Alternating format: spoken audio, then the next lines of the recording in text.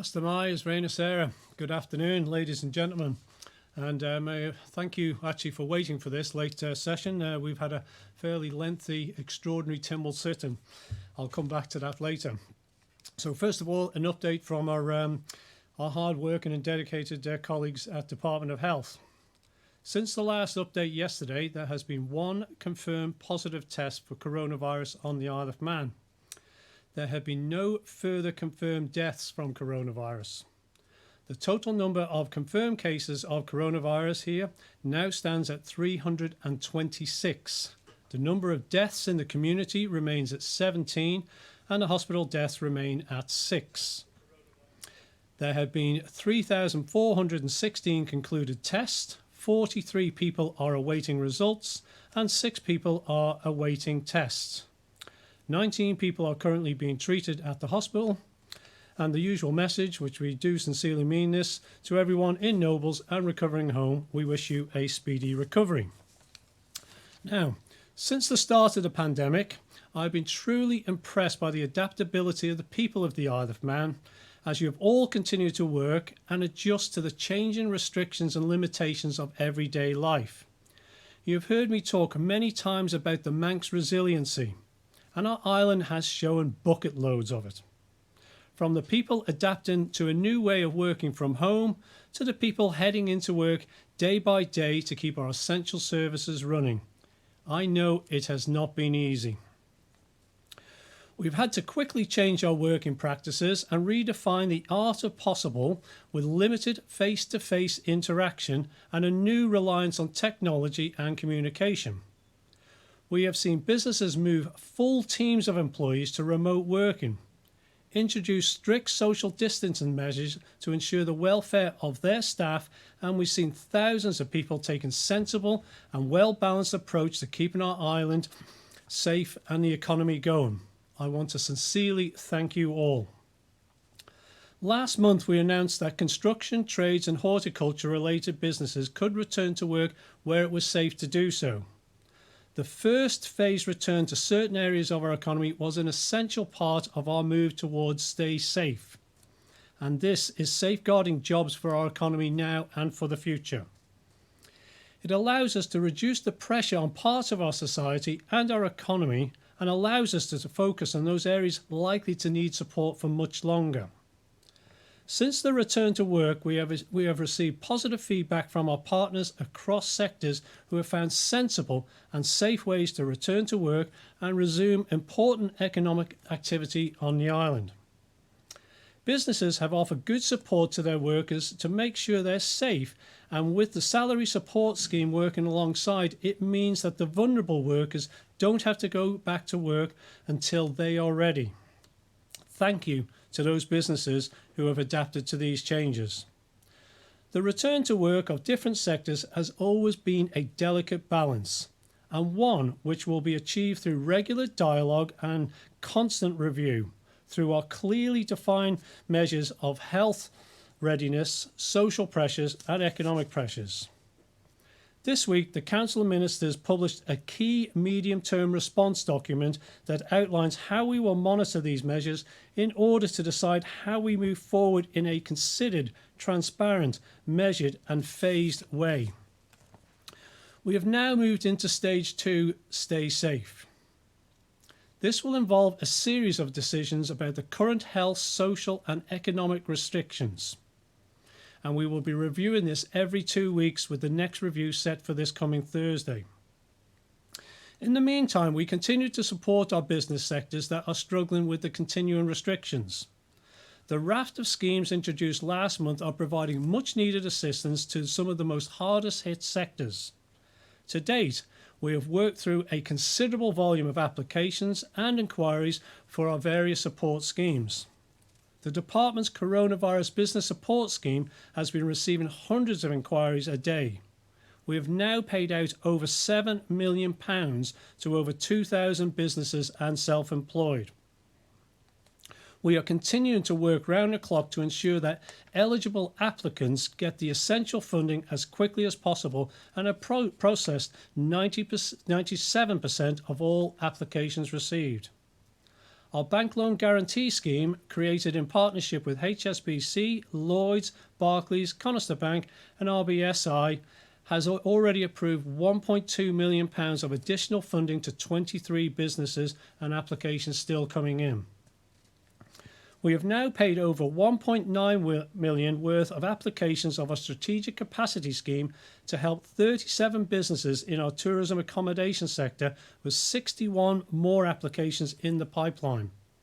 This fund will help accommodation providers to ensure creditors within the local supply chain are paid first and help boost the local economy.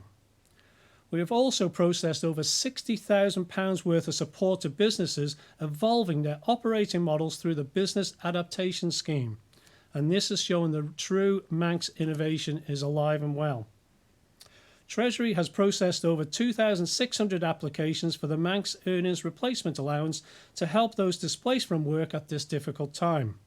The Salary Support Scheme has now paid out over £6 million to help businesses to retain employees and maintain a consistent and engaged workforce that has supported over 8,000 employees in the workforce. Our hope is that with all the support packages and working together as government, business and society, actual job losses can be contained. We are still on a long and uncertain journey, and we know we will need to revisit the support options going forward to ensure our businesses have the security and assistance as we head into a very uncertain future. This is another reason why the need to bring these businesses back to work in a safe manner. We continue to work with Treasury, industry partners and associations to make sure we have a frank and rounded picture of the island's economic landscape and the challenges our businesses are facing. We are now extensively looking at a longer-term economic planning and what support might be required on the longer-term basis. Working together, we will forge a new way that uses the best Manx innovation, the best Manx resilience to ultimately establish a new normal. But we still have difficult decisions and judgments ahead. Yesterday, we announced the cancellation of this year's Classic TT and the Manx Grand Prix. A clear example of one of those difficult decisions, one that we never wanted to have to make. A decision that was unfortunately inevitable in the light of travel restrictions and logistic challenges facing the island, and one that was made in full consultation with all relevant stakeholders. That's again part of our framework shown in the medium-term response. Where we need to make decisions, we will do so with all the evidence that we have, and we will consult and we will listen to a wide range of opinions in doing so. The Department for Enterprise has a key role to play in this, and we continue to play an active part in facilitating these important discussions and decisions. While we continue to see shifts in our culture, our society and our economy, I'm confident that the island's spirit and determination will see us through. The Chief Minister's clarification yesterday regarding visiting friends and family is a further acknowledgement of the good judgment shown by the Isle of Man public and the trust in people making sensible choices. Under the current legislative framework, up to 2 people could visit another person at their premises. They should stay outside and they should maintain 2-metre distance from other householders at all times. We know the effect of social distancing has had on many people. So this is a sensible and pragmatic way to support people's mental well-being while maintaining social distance. It is still an offence to gather in public spaces such as beaches, glens and parks. And I must remind you, we are not out of the woods yet. We still have a long way to go before we can resume our normal lives. The best thing you can do is to keep washing your hands, maintain social distance measures and stay at home where you can, but please show respect for others and continue to make the right decisions for you and your family and your community. Thank you for that. I'll be happy to take questions at this time. And first up we have Rob from 3FM. Pass to my Rob. Pass to my Minister. First of all, sadly, of course, the Manx Grand Prix and the Classic TT cancelled for obvious reasons around the pandemic. I just wondered when exactly you may get a clear picture of what the total financial impact is going to be on the island of cancelling all our major motorsport events for this year. Yeah, that's a good point, Rob. There, the financial impact is widespread, without a doubt, and that's obviously part of the sadness in having to make a decision of this particular nature, because it does impact a large part of our economy. So, in terms of what that cost is, we've done the analysis that we do every year with regards to TT and this event too. So there is a figure there that would say that's what that impact will be, but it's very, very much on our minds in terms of the overall impact of this pandemic in terms of our economy, because the Treasury Minister has committed to an emergency budget in July. So those figures are now being collated to understand the wider impact for the Isle of Man. Thank you very much. My second question regarding the medium-term strategy. I know this is looking a little way forward. There are no specific dates as to when these phases come in. Phase 4 is the return of lifestyle and tourism, I think I'm correct in saying. And then it's not until phase 6 that the borders would reopen, and that is largely dependent on the UK's situation.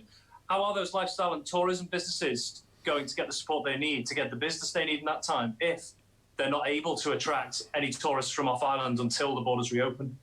No, again, a very valid question, because I think we'd have to accept that the hospitality industry, and obviously it relies quite heavily on the tourism sector, and there's 300,000 odd visitors that we normally have to our island. That's 300,000 people who are not going to be spending on our island. So there is going to be an impact, as well as other potential measures, social distancing and so forth. But what we do know in terms of the borders, you highlight there that that is almost outside our control in terms of travel and other issues there. Where we are, we can control our internal economy, and that's why that is the last phase that's in that approach. So if things change elsewhere in a more rapid fashion, that could be reviewed, but I would suggest that that would be one of the last things, and that's why we very clearly stated it in this document, which we just debated in Tynwald for the last 4 hours. So it is an important part to it. So we do accept that the borders is an issue that's, as I say, not just involving the Isle of Man, clearly further afield, that we need to be very, very conscious about. Thank you very much. Thank you, Rob. I think over to you, Simon, at Business 365. Pastor Mai, welcome. Yes, good evening. Good evening, Minister. A couple of questions, if I may. News today of Eastern Airways' withdrawal from the Teesside route, citing the cancellation of the Festival of Motorcycling. Now, are you, as Enterprise Minister, worried that at the end of all this, we may have an airport, but no airlines flying in or out of it? Yes, travel is a very serious conundrum. I can totally understand, obviously, Eastern Airways' decision, and clearly you've just got to see the headlines, the international headlines with regards to travel and the impact that this is having.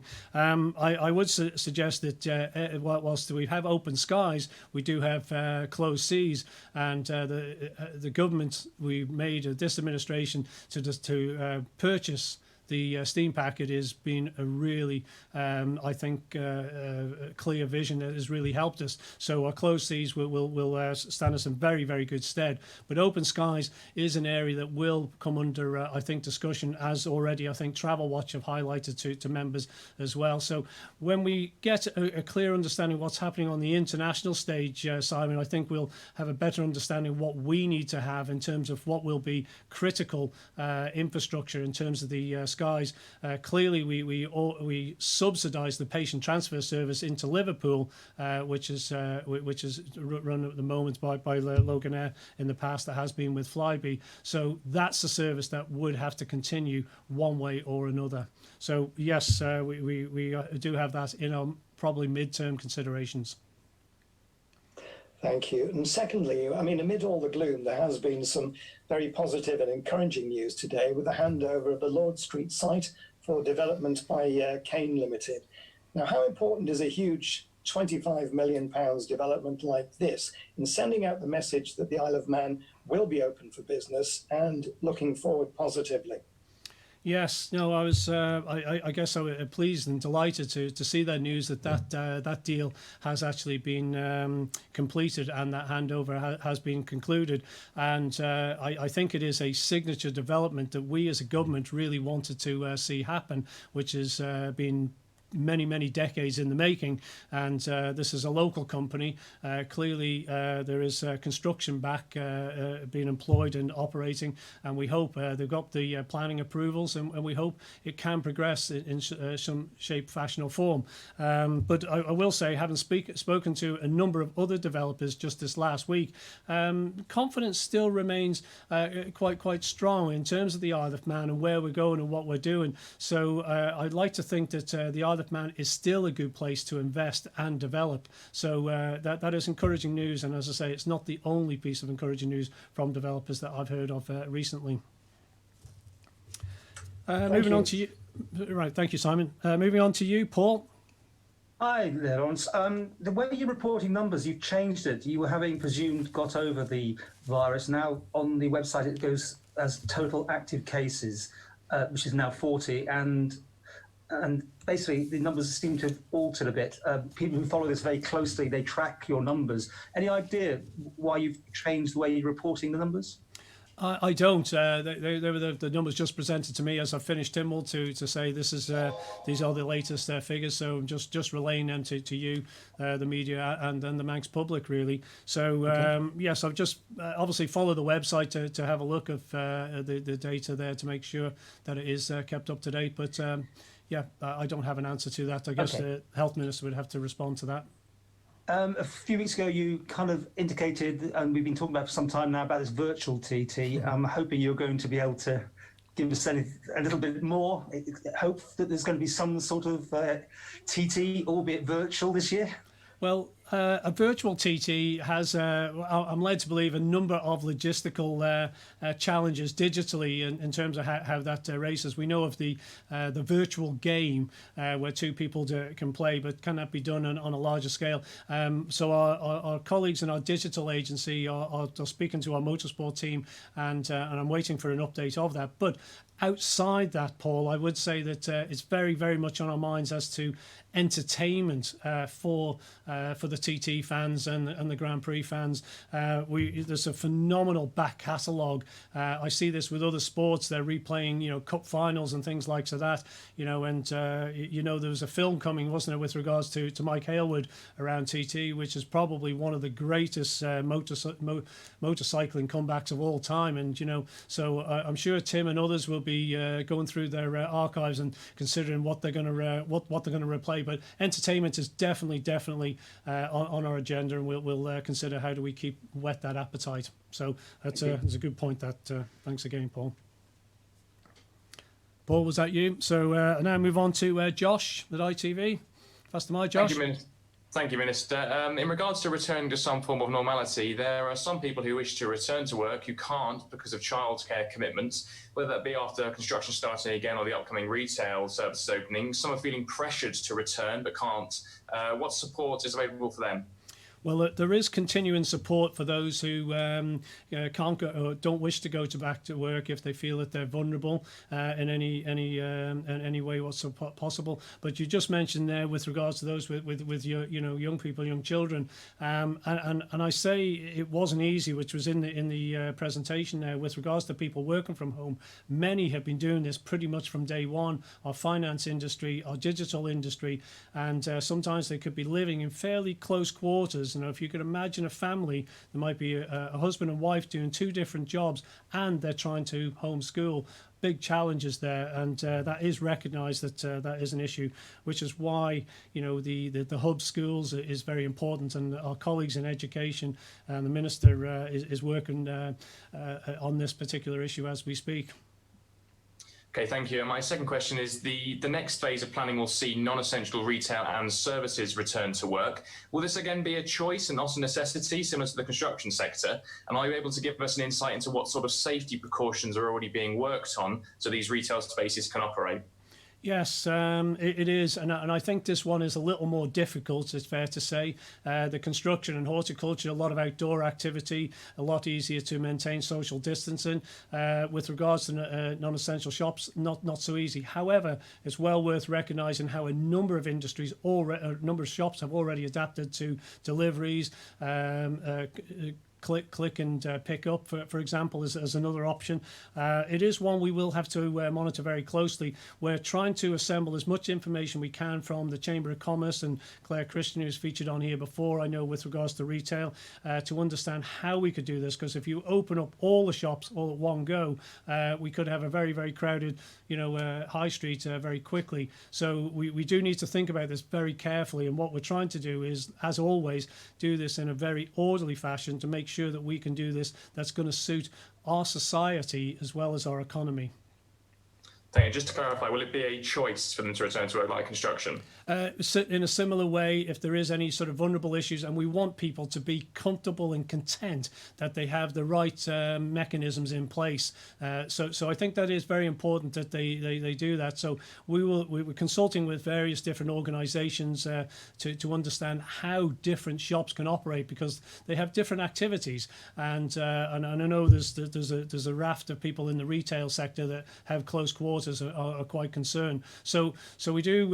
It is very much on our agenda, and we're gathering as much evidence as we can, so as we can make a well-informed decision when we do make that, when we announce that. Thank you, Josh. Thank you, Josh. And I think we got Chris Kay from Energy. Oh no, sorry, apologies. Alex is next from BBC. Got a new look there, Alex, I see. Yeah, rocking the baldy look today. Minister, you say we've passed the £7 million threshold now for support which has been handed out to businesses. I know that originally there was £100 million of support allocated. I understand that £100 million won't all be going in the form of direct payments to businesses. But what's the upper limit of support payments which can be made? When does the money run out, so to speak? Well, first of all, I point out, Alex, that 100 million was about the impact on our economy. So there's revenues, significant revenues that government would rely upon within that 100 million. So it's not direct spend. So that is greatly reduced from that, I might point out. But we did state very clearly that there were funds there up to 6 months. Treasury Minister made that point more than once, I'm sure. And of course, there were moves with regards to gaining access to loans if needed as well at the same time. So we know we're comfortable at that particular period, but what we're hopefully starting to see is certain sectors go back to work. They can start to contribute to the economy. So therefore, the support that will be required becomes less as more sectors actually go back to work.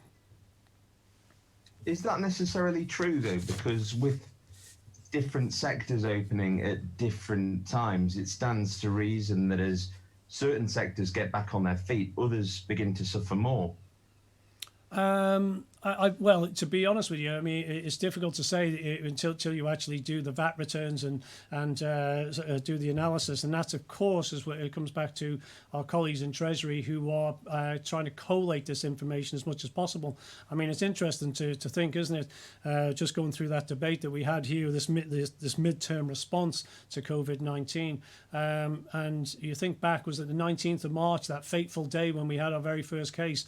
You know, how do we know what that impact is? We know it's significant because we've closed down pretty much most of the economy. I think it was 75% of the economy. So those that are producing, and I want to say thank you to those industries, the finance and the digital industries who have continued to perform, and some of them perform very well indeed, that have supported the economy, the Isle of Man, therefore the taxes, therefore the frontline services are very necessary. So, but what I would concede there, though, Alex, is that there will be different businesses affected at different levels. And that's why, as we return these sectors, it allows us to focus in on those areas that are continue to be affected and understand what kind of support we need to give them ongoing. Thank you. And just to ask you another question there, Minister. I know yesterday the Chief Minister said that he would certainly like to see the motorcycling calendar bounce back even stronger next year. Do you echo that, or do you realistically think that TT to 2021 and indeed the Festival of Motorcycling 2021, if they go ahead, may well have a very different look and feel to them? Everything's possible. I guess this is what's your new normal. You're asking what is the normal TT. What we know is that things are going to be different for quite some time, and that's why this report, which is a pretty extensive report, if you do get a chance, do go through it, because it highlights the journey we've been on here, the decision making that we've used in terms of the data, and it sort of highlights where we want to go. But it's a living document. It's got to be able to change as and when other circumstances change. And whilst we can control a certain amount here, and we've been focused in on the containment of this virus, suppressing this virus, and which has been fantastic, and the achievement is quite incredible when you compare us to other jurisdictions. So we can get to that point, but what we don't know is what's the rest of the world going to do, and that's why you talk about TT. That means people coming to the island, so therefore that would be outside our control effectively. Thank you, Alex. And we got last but not least Tim. Pass the mic, Tim. Pass the mic, Minister. I can tell you that they're having an announcement on Thursday regarding some TT related entertainments that should, at least I think in part, keep people entertained, but more on that to come. Just want to pick up on Alex Bell's point there. How hopeful, though, are you realistically for the TT, the Classic, and the MGP for next year? We've had all the stories of non-deposit and payments from accommodations not being paid out. There's a probable fear, I would imagine, of travelling around the corner that will affect next year. Could be a lack of carriers. People are going to be without earnings. We're not even really seeing yet the huge economic fallout that's to come. These are huge scars from this pandemic that really could hit the events next year. Yeah, No, you've highlighted them all there very well there, Tim. But pretty much all those are outside our control on the Isle of Man. All we would say is that we would want the TT to come back, and we would want to make it bigger and better than ever. You'll of course remember the foot and mouth, and what happened there, and consequently, it did come back, and it has become bigger and better than ever. So I think there's a commitment there, certainly from a government perspective. You heard it from Chief Minister, you hear it from me and others, I'm sure, to say, yes, this is part of who we are, and that's why we want to do everything we can to bring it back. So all we can do is really look at the midterm issues, really. And I come back to this report, if I may, because it is about a midterm response. And what we've got to do is to be able to be still very fluid in understanding what we can do, to what we can control, and then depending on what happens elsewhere is outside our control, but we will adapt. Just a quick supplementary on that. I mean, foot and mouth, you can't really compare foot and mouth with coronavirus. The effects that are going to be longer lasting. Correct, but the TT was cancelled, and it was a really traumatic issue. It was a huge, financial cost to the Isle of Man, which is where a lot of the debate is going around at the moment. So that's the point to accept. So we would, as I say, we still remain committed to the event and what it is. And second question, following Tynwald just now, is the Council of Ministers afraid of scrutiny from the court? It seems to be a stark split developing now between the Legislative Council and the House of Keys with the Comyn vote. We know that Comyn needs to be flexible in these times, but isn't scrutiny important as well? Yeah, of course it is. Absolutely. That's, the democracy that we are. And we're really fortunate to have shall we say, a small parliament, small government. And we can adapt. And the great thing is, what's just happened is we've just had a 4-hour virtual Tynwald session. So our parliament has adjusted the support schemes that we have put in place, how they're performing, being challenged on their all the detail on that. So it does continue. There's no doubt about that. Okay. All right, Tim. Great. So I think we've done two questions all. Is any other questions anyone would want to ask this time? Looks like Rob. Oh, sorry, just a very quick one with what you mentioned before and what the Chief Minister mentioned yesterday, just to clarify, with regards to the face-to-face visits, obviously, as long as social distancing is in place, can that visit between, say, two people, is it members of the same household? Because, of course, as you said there, we want to avoid large gatherings, just to clarify. Yeah, so it is really it's intended really for your loved ones, and particularly the elderly who have actually been cooped up and remain cooped up, and the opportunity there is now for you to be able to go and visit them, sit in the garden with your loved ones there, and be able to converse with them, and actually see that face to face rather than a screen that we're doing now or through a window. So, but we want people to be sensible here, use common sense, and it's important that they continue to do that. Thank you. Tim, I think you had a second question, is it, Tim? Yeah, this is one just on the schemes that we've had a common theme on, and this is from Collins Barbers in Ramsey. On behalf of all small businesses, are we going to get any help with the rates that are now due in a few weeks' time? I got £3,000 because my business is now closed until further notice. We know that's being extended, but will that £3,000 move into the following 3 months? He's pointing out he's got a rates bill of £1,940 plus other bills, and he's now out of pocket. That £3,000 has just gone. So what is the next stage that we're hearing about in the £3,000 support scheme? Well, first of all, with regards to rates, you do need to take that up if it's your local authority or for central government. If you have difficulties, do raise that point. Similarly, with regards to utilities, if you've got any problems with there, contact the utility company and look for some form of deferment. In terms of the ongoing support, Tim, which you're asking, that will be under review. And what we've got to understand, you mentioned a barbers there, and clearly social distancing will be very difficult in that particular case, and that is technically retail. So there lies a differential with regards to retail that we have to understand and introduce when we know it can be safe for them to conduct their business. So we recognise there's going to be a need for ongoing support for a host of different sectors, and our focus will be on that going forward. I just quoted the barbers. I could have quoted the micropub beer sellers in Peel. We've had other businesses get in touch.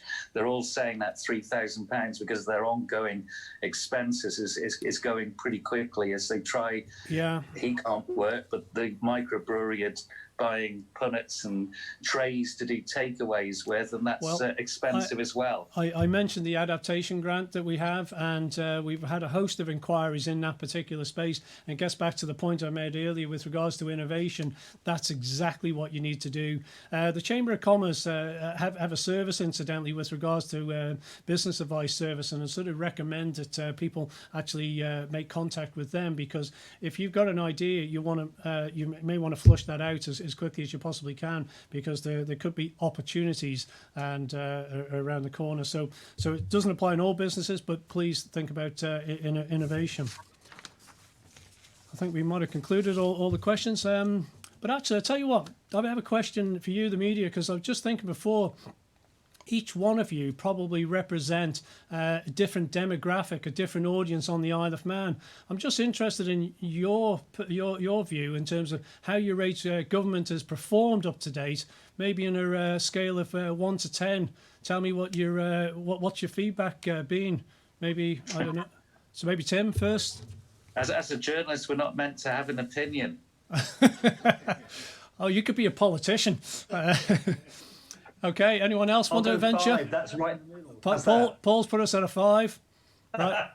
Well, you can't upset anyone. Anyone else want to venture? Just the feedback from, I know both all you run the social media campaign, so it's quite interesting. I'll just say that the press conferences are getting an enormous following, and there probably is a bigger interest in what is coming out from these, the announcements, and potentially, and it's been a talking point for a number of years now, political engagement.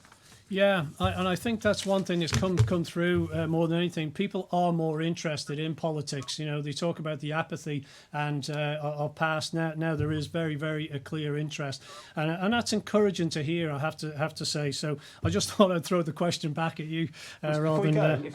As we're having a bit of a chit chat, can I just give a plug for an event tomorrow? The Royal Television Society Isle of Man are having a Zoom conference, and everyone's invited to attend because the TV journalists, are going to be put under the scrutiny of the public on what they think it's been like, because obviously it's been very Marmite. People love the questions, people hate the questions, people think we ask the same questions all the time, and so on. So the public get a chance tomorrow, and all details on the Royal Television Society's website. Thank you for the plug. Absolutely. Thank you very much, Paul. Great. So thank you very much for your time today. Really appreciate it. Before I do a shout out, which is actually going to be a video clip that will show a dedication and commitment of people around the island. So it's a continuation of what we've done before. I just want to say, Man and Sonda Brack, Isle of Man forever, Tanning Sushi, stay safe. Good to my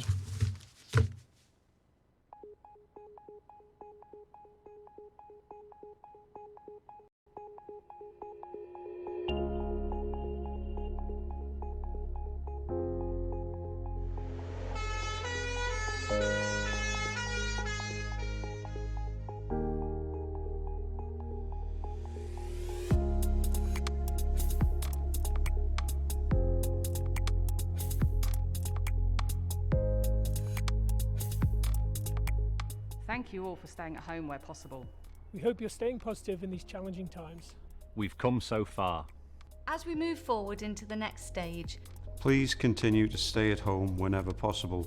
And we will continue to keep you safe. Make sensible choices. Your actions are vital. Please play your part. For you, for our island, and for our community. Please stay home where possible. For you, our island, and our community. Please stay home where possible. Stay safe. Stay safe. Stay safe. Stay safe. Stay safe. Stay safe.